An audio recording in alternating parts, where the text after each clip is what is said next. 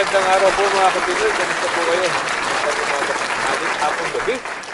Kahit saan parte ng mundo kayo ngayon naandun, ngayon po ay araw ng Martes, March 18. Magandang sikat ng araw. At pero malamig pa rin, 36 degrees. At ilang araw na lang, March 21 na, that is, yan po ay spring equinox. At magtutubuan na ang mga dahon uli. Yan po ang spring. Dapat yan po ay, dapat sa ngayon nga may mga dahon-dahon na dapat, pero nakikita po natin na meron ng nagba-brown na ng kaunti. So most probably lalabas na yan. At any rate, kamusta po kayo? Mukhang nasa alanganin na naman ng gobyerno ni Marcos. Okay. Why? Ito po, itong kaso na nag-file po ang mga Duterte laban sa mga tao, sa mga opisyal ng gobyernong Marcos tungkol sa pagkakadala kay Rodrigo Duterte sa Dahig. So sinampahan po ng writ of habeas corpus itong gobyerno ni Marcos. Actually, gobyerno ni Marcos yan. Tapos ang sinampahan na yung mga taong nag-implement ng pagkakahuli. Wala pong problema doon. Ang problema ay ito, yung Solicitor General na dapat mag-represent at magtanggol sa gobyerno ay tumanggi pong gawin yung kanyang trabaho. Sino po ito? Ito po si Menandro Guevara. Menandro Guevara. Yan po ang Solicitor General ng Pilipinas ngayon. Ang trabaho po ng Solicitor General ay ipagtanggol. Ipagtanggol ang mga nasangkutang kaso ng gobyerno. Yan po ang trabaho nila. Yan po ang abogado ng gobyerno. Alright? So, dapat siya ang haharap dito sa kasong ito, sasagutin.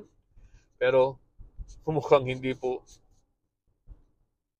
sasagutin at hindi siya sasali sa kasong yan. Tumanggi na harapan ang kaso in behalf of the Republic of the Philippines. Tingnan natin bakit, anong dahilan. Kasi daw, tanda po natin to si Menandro Guevara ay dating Secretary of Justice noong panahon ni Rodrigo Duterte. At siya po siya po yung pinalitan. Siya po ang pumalit pala, kung hindi ako nagkakamali, kay Vitaliano Aguirre, na Secretary of Justice. So, ang nangyari po, itong si Menandro Guevara, Secretary of Justice, he was one of those who authored na umalis ang Pilipinas sa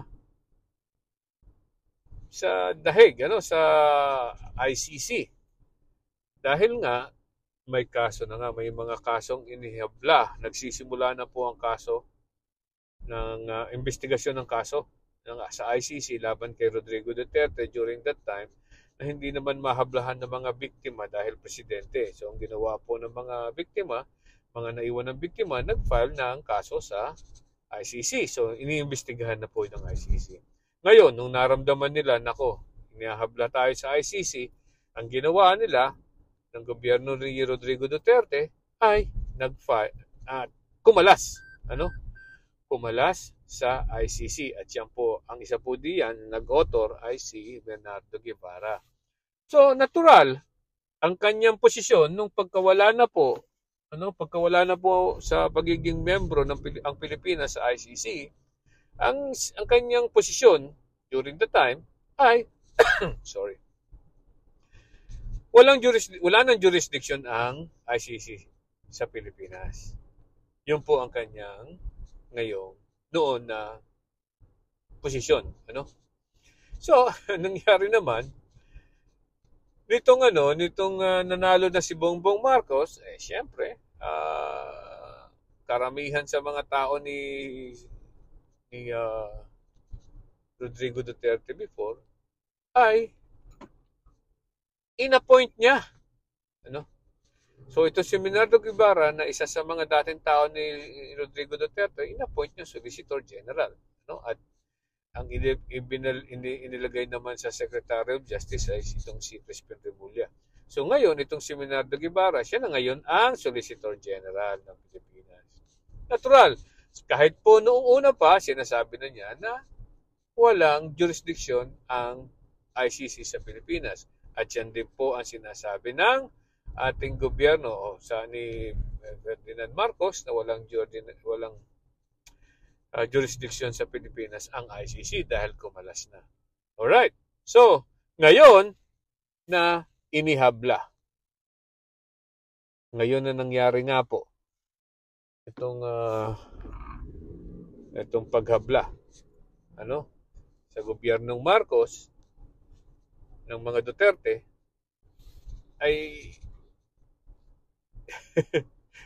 siguro naiisipan niya na meron talagang conflict of interest, nagmukhang nagmali o magbabago yung kanyang posisyon kasi matagal na niya sinasabi na walang jurisdiction ang ICC sa Pilipinas.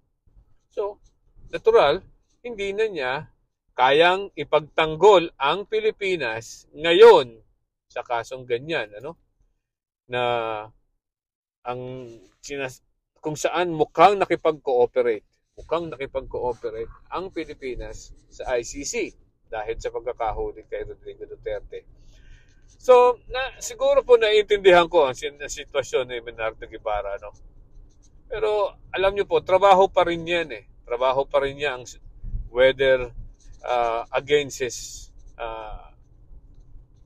stand previously, yung sa stand ng gobyerno ngayon. Pero kumbaga, trabaho lang, walang personalan, dapat kung siya mag-i-stay dyan sa posisyon na yan, dapat naman gawin niya ang trabaho niya. Kung hindi niya kayang gawin ang trabaho niya, mag-resign na lang siya.